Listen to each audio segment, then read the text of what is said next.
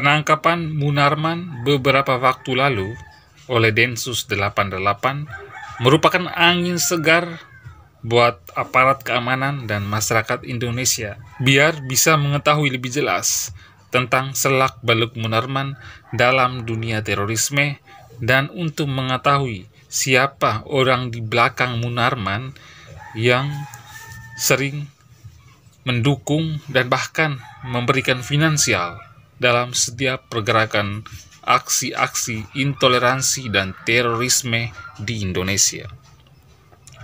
Setiap kali diundang di televisi, Munarman ini sering mengelak dari pertanyaan. Dia seolah-olah mencuci tangan dari apa yang ditanyakan di berbagai media. Bahkan dia tidak mau mengakui kalau dia terlibat dengan jaringan teroris. Padahal Munarman ini adalah seorang hukum, orang yang dikatakan cukup pintar sekali dalam dunia hukum. Dulu sebelum Munarman namanya populer seperti saat ini, Munarman itu pernah bekerja di Kontras yang mengurusi masalah hak asasi manusia dan pernah bekerja di lembaga bantuan hukum. Namun Munarman ini akhirnya berubah setelah dia ditugaskan di wilayah Aceh. Orang banyak menduga bahwa Munarman ini terpapar radikal itu ketika dia bekerja di Aceh. Sehingga akhirnya dia dipecat dari Yayasan Lembaga Bantuan Hukum dan kemudian dia merapat mendukung HTI dan FPI.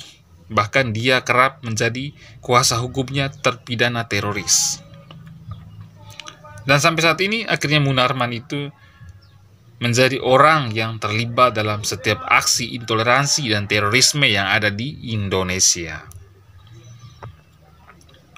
Makanya angin segar untuk kepolisian, aparat keamanan, dan juga masyarakat Indonesia supaya bisa mengetahui sepak terjang Munarman itu dan juga bisa mengetahui siapa orang di balik pendanaan setiap aksi-aksi intoleransi dan terorisme mereka. Dan ini merupakan kado terindah dari aparat keamanan untuk masyarakat Indonesia. Banyak masyarakat Indonesia bahkan ada yang tidak kaget juga dengan penangkapan ini karena mereka tahu bahwa suatu saat nanti Munarman akan ditangkap. Ada yang sangat senang, gembira, bertepuk tangan karena Munarman telah ditangkap. Artinya bahwa kalau Munarman sudah ditangkap, maka akan mudah untuk aparat keamanan bisa membongkar semua sindikat-sindikat teroris yang ada di Indonesia selama ini. Sudah jelas bahwa penangkapan Munarman ini menuai berbagai kritikan dari pihak oposisi. Banyak pihak oposisi yang membela bahkan mendukung Munarman.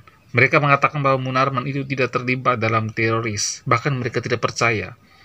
Salah satunya adalah kader Partai Gerindra yang merupakan partai pendukung pemerintah. Tapi saya melihat Gerindra ini partai yang bermain dua kaki.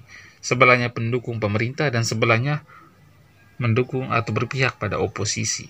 Contohnya Fadlizon yang berada di pihak oposisi walaupun partainya adalah partai pendukung pemerintah.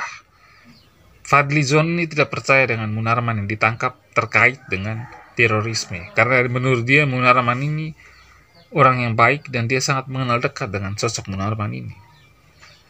Tentu saja penangkapan Munarman ini sudah sesuai dengan SOP dan sudah sesuai dengan undang-undang terorisme yang ada di Indonesia. Munarman ditangkap dan matanya ditutup. Dan itu sudah sesuai dengan SOP. Kenapa mata para pelaku teroris itu ketika ditangkap selalu ditutup? Nah, itu adalah pertanyaan yang sering menjanggal di dalam pikiran kita. Tentu ada tujuan kalau mata para pelaku teroris itu ditutup, supaya mereka tidak mengenali si penangkapnya.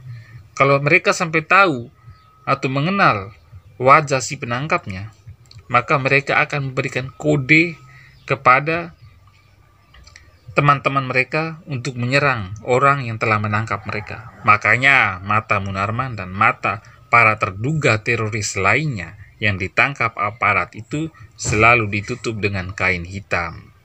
Tentu itu sudah sesuai dengan SOP-nya dan tidak ada pelanggaran HAM di situ. Kira-kira seperti itu. Dan semoga saja Densus 88 segera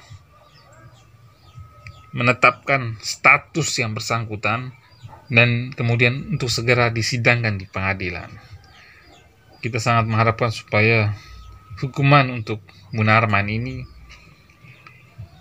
sangat berat, dan bahkan kita minta supaya hukumannya seumur hidup. Karena Munarman ini adalah orang penting di balik aksi intoleransi dan terorisme di Indonesia.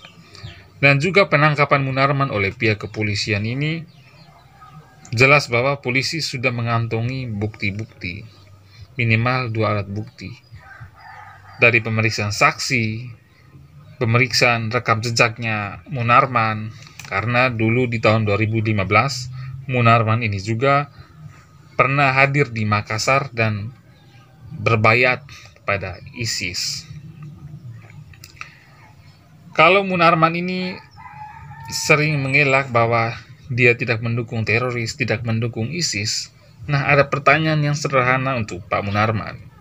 Kalau memang Anda tidak terafiliasi atau berafiliasi dengan teroris, ISIS, dan lain sebagainya, kenapa ketika kegiatan bayat kepada ISIS di Makassar itu Anda tidak langsung mencegahnya atau kaget begitu? Terus kenapa bertanya begitu kan? Kenapa ada kegiatan bayat kepada ISIS? Kalau memang Anda tidak mendukung adanya ISIS di Republik ini, bahwasanya kalau Anda memang anti akan terorisme, jelas pasti Anda akan kaget dan bahkan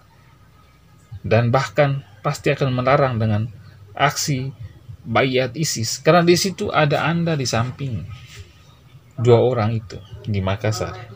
Kenapa Anda tidak kaget dan bahkan melarang adanya aksi bayat itu? Kenapa Anda membiarkan saja aksi itu berjalan terus? Terus ketika ditanya oleh